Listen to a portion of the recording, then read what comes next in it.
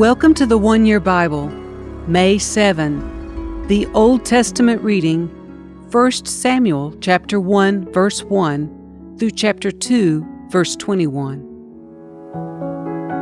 There was a man named Elkanah who lived in Ramah in the region of Zuph in the hill country of Ephraim. He was the son of Jeroham, son of Elihu, son of Tohu, son of Zuph of Ephraim. Elkanah had two wives, Hannah and Peninnah. Peninnah had children, but Hannah did not. Each year, Elkanah would travel to Shiloh to worship and sacrifice to the Lord of heaven's armies at the tabernacle. The priests of the Lord at that time were the two sons of Eli, Hophni and Phinehas.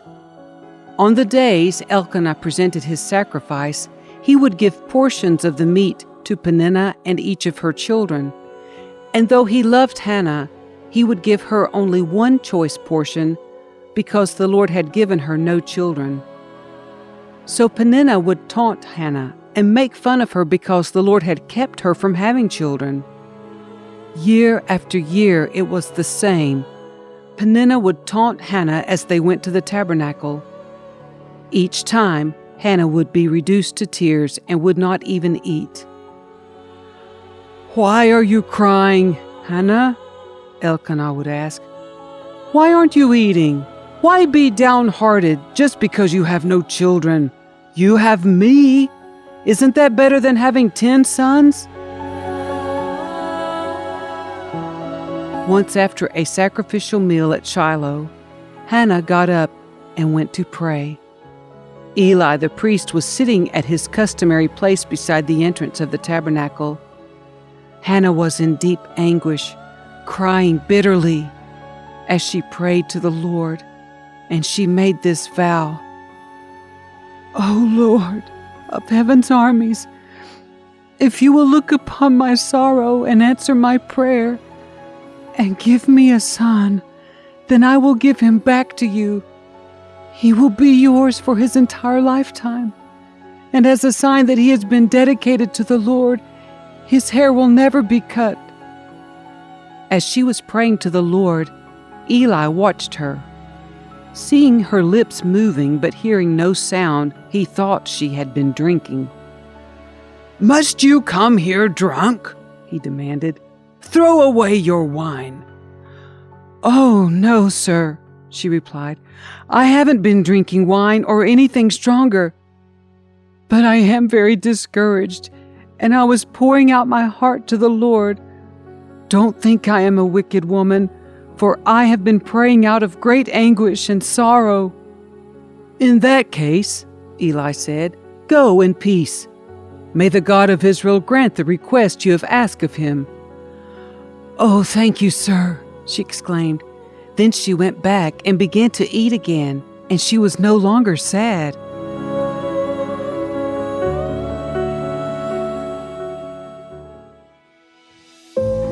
The entire family got up early the next morning and went to worship the Lord once more. Then they returned home to Ramah. When Elkanah slept with Hannah, the Lord remembered her plea, and in due time she gave birth to a son. She named him Samuel, for she said, "I asked the Lord for him." The next year, Elkanah and his family went on their annual trip to offer a sacrifice to the Lord and to keep his vow. But Hannah did not go. She told her husband, "Wait until the boy is weaned.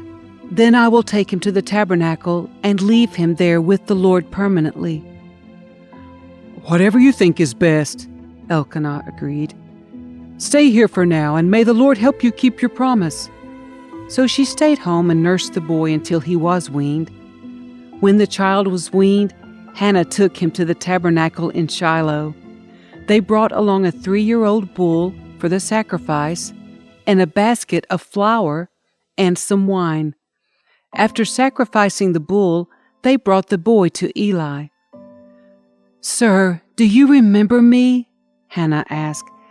"I am the very woman who stood here several years ago praying to the Lord.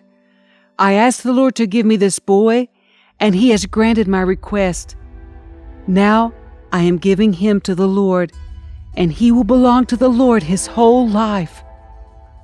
And they worshiped the Lord there.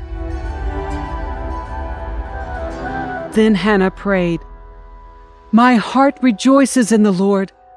The Lord has made me strong. Now I have an answer for my enemies. I rejoice because you rescued me. No one is holy like the Lord. There is no one besides you. There is no rock like our God. Stop acting so proud and haughty. Don't speak with such arrogance, for the Lord is a God who knows what you have done. He will judge your actions. The bow of the mighty is now broken, and those who stumbled are now strong. Those who are well fed are now starving, and those who were starving are now full. The childless woman now has 7 children, and the woman with many children wastes away. The Lord gives both death and life. He brings some down to the grave, but raises others up. The Lord makes some poor and others rich. He brings some down and lifts others up. He lifts the poor from the dust and the needy from the garbage dump. He sets them among princes, placing them in seats of honor. For all the earth is the Lord's, and he has set the world in order. He will protect his faithful ones, but the wicked will disappear in darkness. No one will succeed by strength alone. Those who fight against the Lord will be shattered. He thunders against them from heaven. The Lord judges throughout the earth. He gives power to his king. He increases the strength of his anointed one. Then Elkanah returned home to Ramah without Samuel, and the boy served the Lord by assisting Eli the priest.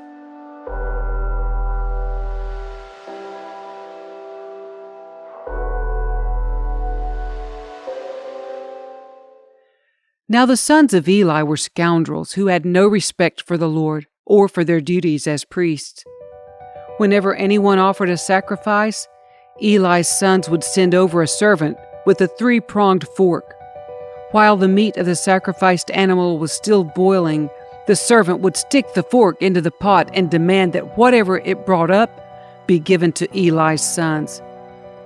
All the Israelites who came to worship at Shiloh were treated this way.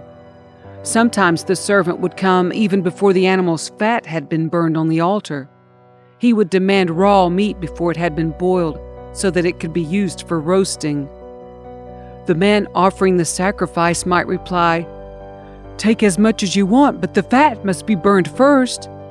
Then the servant would demand, "No, give it to me now, or I'll take it by force." So the sin of these young men was very serious in the Lord's sight, for they treated the Lord's offerings with contempt. But Samuel, though he was only a boy, served the Lord. He wore a linen garment like that of a priest. Each year, his mother made a small coat for him and brought it to him when she came with her husband for the sacrifice. Before they returned home, Eli would bless Elkanah and his wife and say, "May the Lord give you other children to take the place of this one she gave to the Lord." And the Lord blessed Hannah, and she conceived and gave birth to 3 sons and 2 daughters. Meanwhile, Samuel grew up in the presence of the Lord.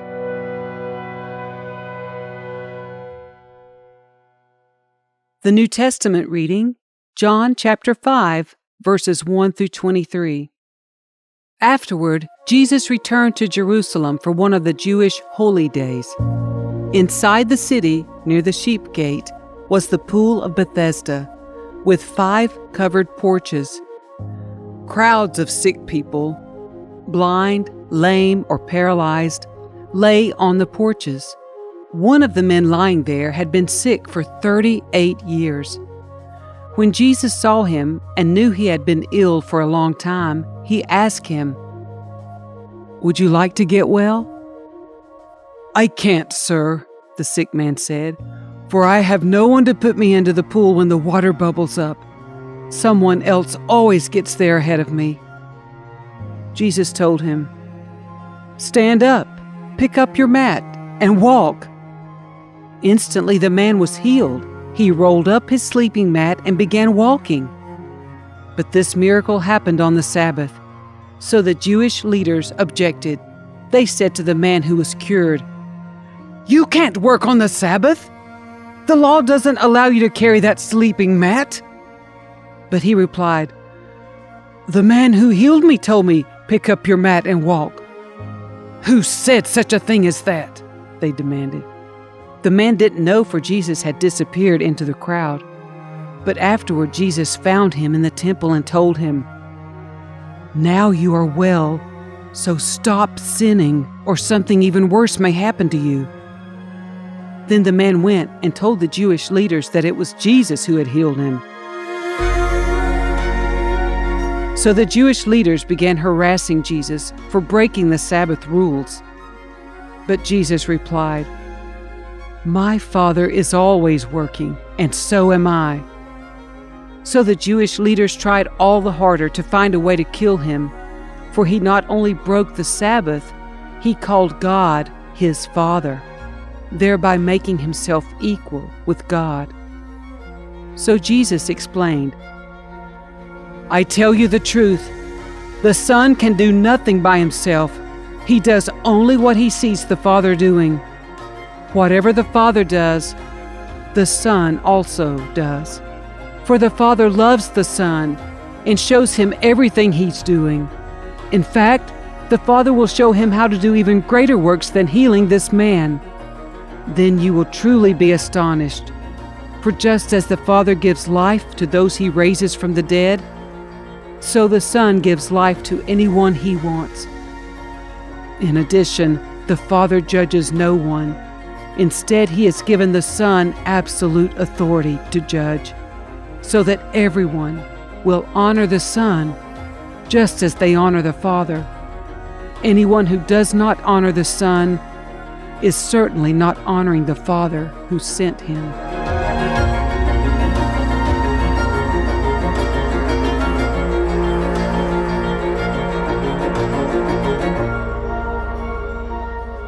Psalm 105, verses 37 through 45. The Lord brought his people out of Egypt, loaded with silver and gold, and not one among the tribes of Israel even stumbled. Egypt was glad when they were gone, for they feared them greatly. The Lord spread a cloud above them as a covering, and gave them a great fire to light the darkness. They asked for meat, and he sent them quail. He satisfied their hunger with manna, bread from heaven. He split open a rock, and water gushed out to form a river through the dry wasteland. For he remembered his sacred promise to his servant Abraham. So he brought his people out of Egypt with joy, his chosen ones with rejoicing. He gave his people the lands of pagan nations, and they harvested crops that others had planted. All this happened so they would follow his decrees and obey his instructions. Praise the Lord. Proverbs 14, verses 28 and 29. A growing population is a king's glory. A prince without subjects has nothing. People with understanding control their anger. A hot temper shows great foolishness.